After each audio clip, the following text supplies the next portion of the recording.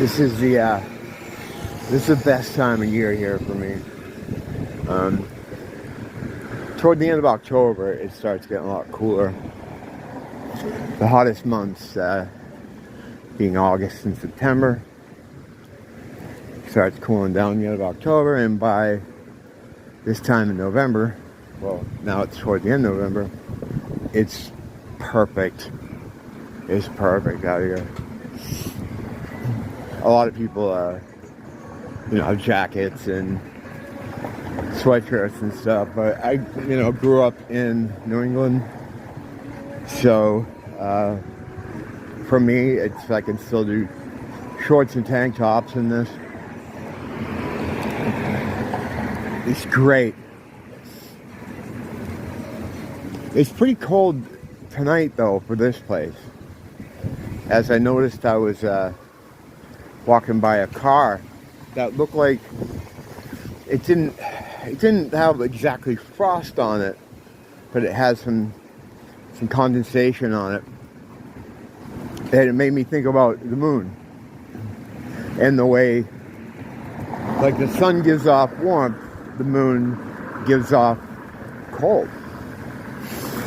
If you've ever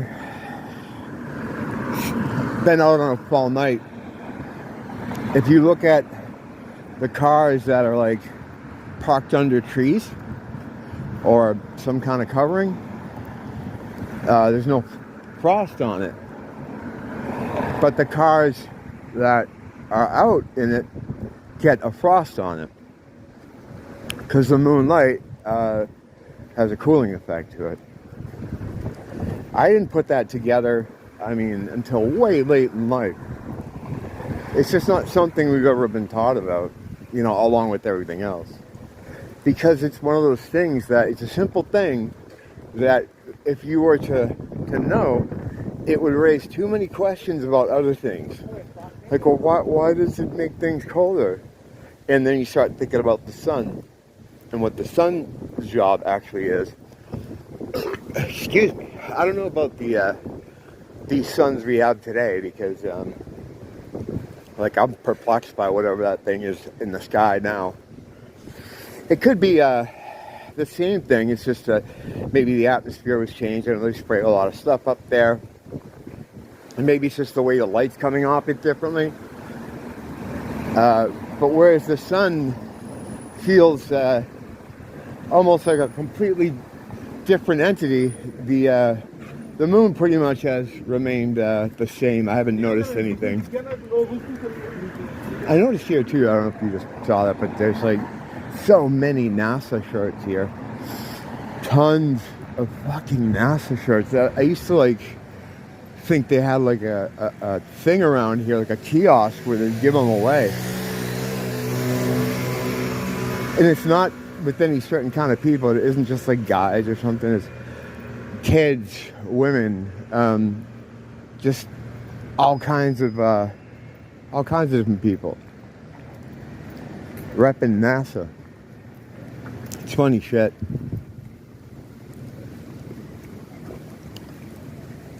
Think of having to explain to someone NASA's whole deal. I never really went into NASA here because it's covered in so many places that have covered it so much better. But you just see so many people with it on, and you have to assume, they probably think it's real, right? And then you realize just how alone you are, because there's not a lot of people that are kind of into this stuff, or understanding, esoteric subjects or conspiracy. Actually, everything is kind of called conspiracy now. Everything that's not the official story or the official narrative is conspiracy until it's revealed that it's not, and in a lot of cases it's the truth.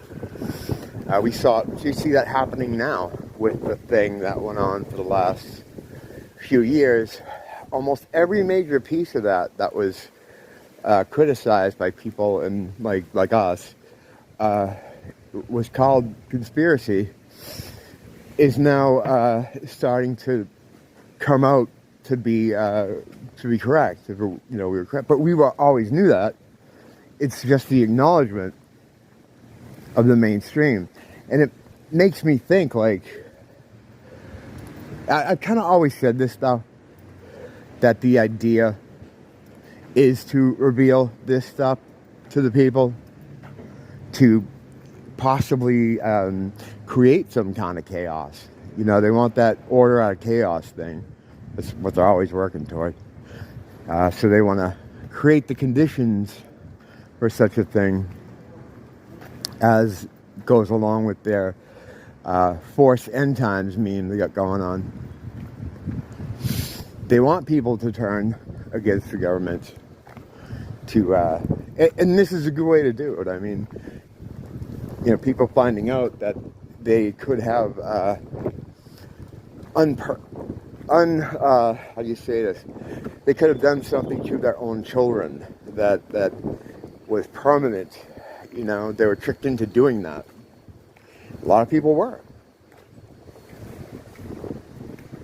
Now you're seeing the heart-safe school programs. What they are is I thought it was a nationwide thing, but it's a worldwide thing, where they set Honolulu 8-point turn, where they set up a school so that kids can get trained or learn how to help their classmates when they drop dead from a heart attack. See, I don't know what the fuck is going on here. The funny thing is, it could go anywhere. Like, at any time, any side could move. Very dangerous, very dangerous. And I guarantee you, no one has seen me yet. But yeah, if I was, it's just like the 90s or something, and there was this rash of heart attacks in schools for school-age kids that was so bad that they had to create a program to teach other kids to try to help students who start having a heart attack. There would probably be people that would be saying, wait a minute, how is this happening? Traditionally, young people, never mind kids, don't have heart attacks. And now we're seeing these huge numbers of heart attacks. And so bad in schools that they have to create this program. And what you do is your community kind of signs on to this. And of course, they get federal money, which in turn is then used for training, to train the kids. And then there's probably some things that come along with it, like a defibrillator kits you probably get. You can look up all the pertinent information online. It's just Heart Safe Schools, and they'll tell you all about it. One thing they're not telling you about is what they think is causing it. It's just, kids are just having heart attacks now. And well, everything gives you a heart attack these days, too. Now I've gone over here, like all the ridiculous different kind of things that could give you a heart attack. Well, one of my favorites was making your bed. Here's this picture of this kid, like, flipping his sheet out with like this pained thing over his chest. It's funny. It would be alarming in any other time in history to suddenly see an epidemic of heart attacks in children. It's replaced the school bang bang thing as the biggest killer of kids. And the school bang bang, hey, what's up, man? And the school bang bang thing is erroneous anyway, because, that's a whole nother rabbit hole. So, you already have a number of, one number is real, the other number isn't. And the real number of the heart problems is a more alarming one. They have the SADS, sudden adult death syndrome. What the fuck is that? Like, that's the best they could come up with. It's almost like they're not trying. So this goes back into what I said, that I feel like they want people to go, hey, what the fuck? And, you know, throw the table over. Because that's part of it. They have to have everything break down. They have to have everything get so bad that when they come swooping in with their order out of chaos, you're going to be so happy to see them. You know, you're going to do anything to, it'll be we're the government and we're here to help me. Except people will be very happy that they're here to help. Not everybody, you know. I wouldn't say people like us will be, you know, kind of really worried about that. But there are a lot of people that just can't handle any kind of life other than the one they have here. I mean, I'm not sure what I would do either. I mean, it would be a learning curve, but some people are certainly incapable of doing it. You know, food is at the grocery store, you know. You pay a bill for your heat. You know, it's like they've been in the system for so long. All of us have, you know. It's kind of frightening, but yeah, sad. Sudden adult death syndrome. And then I like the natural causes thing. You know, most of my life, natural causes meant like 80. Or you were like 7, we get it, you're okay. Natural causes was like you're an older person. So old that they don't really have to look at what you died from. You know, that's kind of what it was. That was a thought behind it.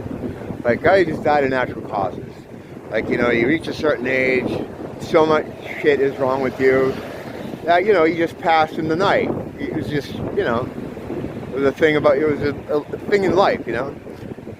They're calling people in their 30s and 40s natural causes now. I don't know if I've seen someone in their 20s. I'm sure there must be people in their 20s that they're calling natural causes too. So they're being very transparent about it. It's all out there. The information's all out there. It's not like a very tough puzzle to put together. You know, they had the Bill Gates talking at that Forum Foundation thing about if we do a good job with the V's, we can help the population shrink. That whole thing there that you see all the time now. I saw that so long ago that when this stuff started up, I couldn't remember if it was real or if it was a dream. I'm like, did I dream that thing? I could have swore he was at some place, you know, and now it's like on Twitter every day, which is good. But it goes to show they're not hiding anything. And still, there are plenty of people, I would say the majority of the population, that have not put one and one together. They haven't put this piece of the puzzle with the dog next to the piece of the puzzle with the hydrant. You know, they have them. They have both pieces, and they're looking at them, and they're going, oh, what do you do here? What do you do? Is it a, I don't know, is this a weather balloon? And there are going to be people that are just like that. You know, there's no helping them.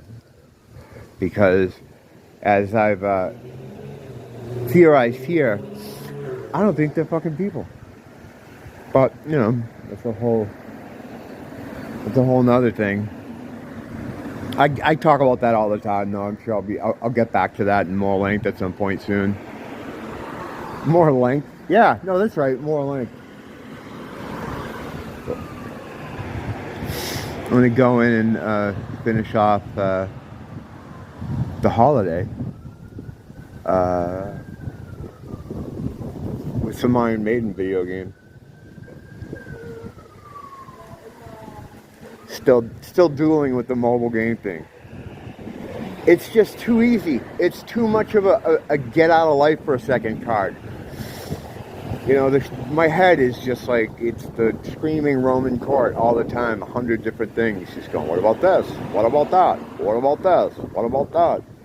So if I can just push a button on my phone and, you know, try to work on my Samurai Eddie just for like a half hour, that's so valuable to me. I don't think it's bad to have something like that. You know, shit, some people use, you know, drugs and alcohol to do that. I used to too. And I probably still would, I think, if it wasn't so devastating to my body. I think, or maybe not. I don't know. The need for that stuff, it's a weird thing. I don't know if I've gone into it before, but as I got more into down this whole road of the whole spiritual awakening thing and starting to understand metaphysical concepts and all this kind of stuff, I did that kind of stuff less and less, to the point now where it's like, I rarely even use plant medication. And when I do, I always make videos, and I always talk about it, that I'm on plant medication, as an excuse to why it's so retarded. I mean, it's usually retarded anyway, but it's a different kind of retarded. Don't blame the teacher, blame the school.